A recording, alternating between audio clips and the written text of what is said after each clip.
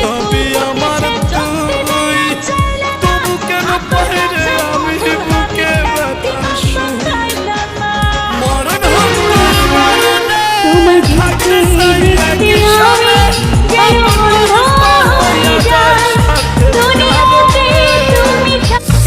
আমি পারবো না তুমি ছাড়া বাঁচতে, এই পৃথিবীতে একদিনও থাকতে।